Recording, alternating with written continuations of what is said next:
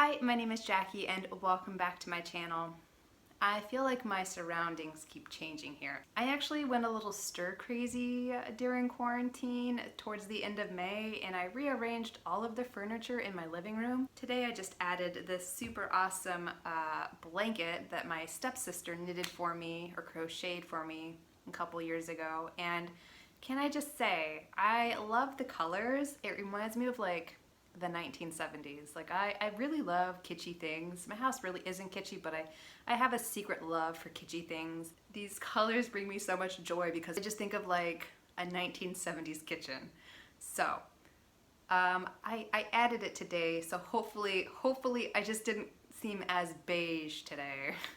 We need a little bit of color here. So yeah, it's the middle of June and I'm just now sitting down to film my empties video for May, which I almost didn't do, but while my empties is not quite expansive as past months, most of the things that I polished off during the month of May were actually really nice, and a handful of them, as usual, just don't make it onto my YouTube channel, and I wanted to share them with you because I don't want you guys to miss out on a potentially awesome tee. But before we dive into my empties, if you are not already subscribed here, go ahead and smash that subscription button so you know when I upload. We like to talk about tea here. Also, let me tell you about what I'm drinking today before we dive into my empties. I am drinking Honeycomb from Bird & Blend, and I actually don't think that this is available on the site right now, so I don't know if this is like a seasonal blend or like an Easter blend. I honestly don't remember, but Honeycomb is a blend of Sri Lankan black tea, cocoa nibs, licorice root, cocoa shells, and natural flavoring. And Bird & Blend writes that Honeycomb is a vegan-friendly, chocolatey, and honeycomb goodness. And as you noticed, I did add milk and sugar to my tea today, but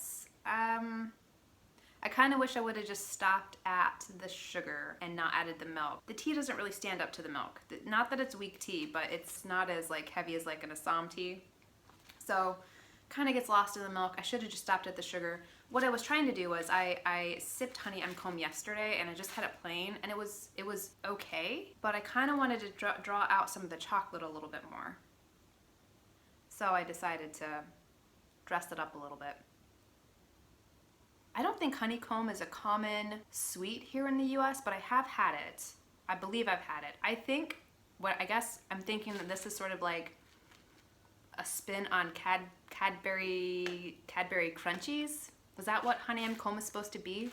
John, my husband, his uncle lives in Australia, and whenever he comes back, he brings me like gigantic tins of Cadbury chocolates and chocolates that you can only get in Australia. And I'm like obsessed with the Turkish Delights, and I'm obsessed with the Crunchies.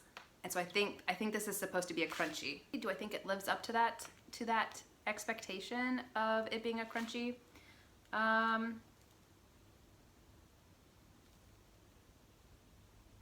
don't think so. Not that it's not bad. It's not bad at all. It's a nice tea, but I'm kind of missing that honeycomb flavor. This is sort of a lightly chocolatey, light black tea with just a hint of creaminess to it. While I will enjoy drinking this entire bag, because for a chocolatey tea, it's pretty decent. It's not like a cloyingly artificial chocolate. It wouldn't necessarily be one that I would be compelled to pick up again. But yeah, I mean, if you're looking for like a lightly chocolatey tea, this will do the trick.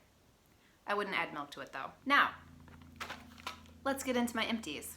So I sipped through 2 of the tins from the Motherhood Tees collection from Adagio Tees. It was their limited edition Mother's Day blends. So I sipped through the Admiration blend, which was the chocolate hazelnut honeybush that I really enjoyed, and the Love blend, which is a blend of their summer rose and their cream tea. This one was by far my favorite from that collection. This was just, I loved it.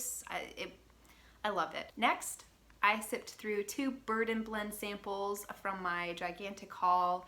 I sipped through the Earl Grey Cream, which is just a blend of Sri Lankan black tea, blue cornflowers, vanilla pieces, natural and natural bergamot flavoring, and I actually really liked this. This is really different compared to the Earl Grey cream blends that you can get here in the States, and I don't really know why. I mean, maybe it's because they actually use vanilla pieces in this instead of like vanilla flavoring. That must be it. I mean, I would get this again. This was really nice. I also tried Mohiti, and this was a blend of peppermint, Chinese green tea, lime leaves, lime peel, and lemongrass. And have I ever had a mojito? I mean, maybe that's where the expectation and reality thing is kind of a miss for me.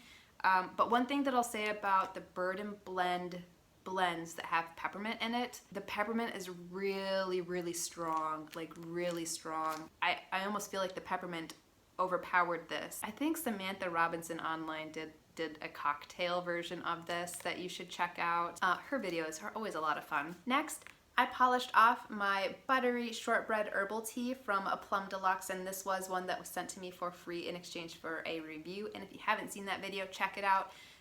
This tea, I love this tea. I mean, it's a honey bush blend, so I mean, I kind of by default I'm gonna like it. This was one of those blends where I thought it really lived up to the namesake. If you love Plum Deluxe and you haven't tried this one out yet, make sure you check it out. It's a delight. Next, I tried this Rainbow Hawaii from a Pacific Tea Garden, and this is, I can't really get a good ingredient list on this, but it was Ceylon black tea and like the nectar of 7 different kinds of fruits, like banana and papaya, and I don't even know.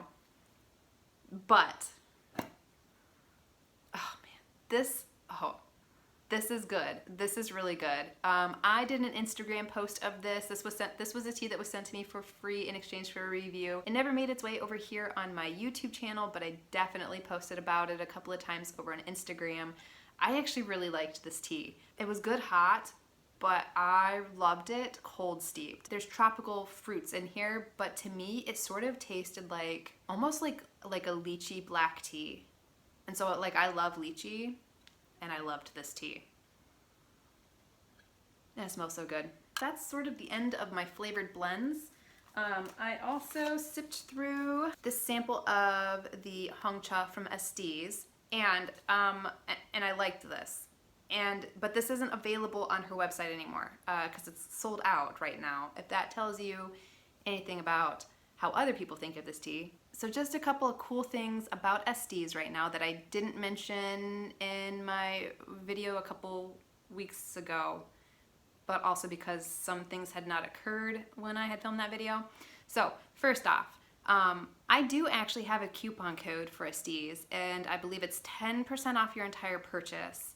And I will leave I'll leave details about that in the description box below, but you just type in Jackie when it asks for the coupon code and you'll get 10% off your order. Also during the month of June, Estes is donating 15% of her sales to a program called the Urban Growers Collective, which is a urban farming organization based in Southside Chicago that provides food with better nutritional value to the communities that are located in that Southside Chicago area. When I saw that Estes had posted that she was donating 15% of her proceeds to this organization, I took that as a sign that I should snag a bag of her honey orchid oolong, so I went ahead and did that. Also, and I kind of am bummed out that she posted this like a day or two after posting that she was donating to the Urban Growers Collective. But she has these really cool single serving teapots. They're all like hand painted, like 1990s nostalgia. So I saw one that looked like it was painted like a Tamagotchi. There's one that is painted like the bubble tape gum and Squidward from SpongeBob SquarePants. They're really cute. I was looking at the one that was like, I don't know what the design is called, but it's the same print that is like on the default paper cup that was everywhere in the 1990s. Like it It made me feel nostalgic and I loved it. So she did say that there was going to be more showing up on her website over the next couple of days. So I'm gonna maybe wait to see if there's one that sings to me, but these are really cool. You don't want to miss out. She's doing some really cool things right now, and I'm really excited to see what she has in store for us. So yeah, you can't get the hung cha right now from Estes, but like I said in my May favorites, the honey orchid oolong that she offers is really awesome. So I also sipped this. And I'm not even gonna try to say it, but I'm pretty sure, I think this is the yellow gardenia oolong that I sipped in my teas that I drink in a day video from a couple months ago. This came from Adagio Tees, and it was good, but like of the teas that they sent me, this was probably my least favorite. I really loved their honey orchid oolong. I guess I'm just having a thing with honey orchid oolong this year, as well as their duck poo oolong. Those are both really good. But yeah, this is another tea from Adagio Tees that I enjoyed, and I mean, just in general, you should check them out. And last but not least is this Tea Guanyin from Crafted Leaf Teas. Crafted Leaf Teas is always a joy to drink, as well as Tea Guanyin, so like, how could I go wrong? I think this was the tea that I drank in one of my Tea Together Tuesday videos, the one where I talked about a tea that I hated but now love.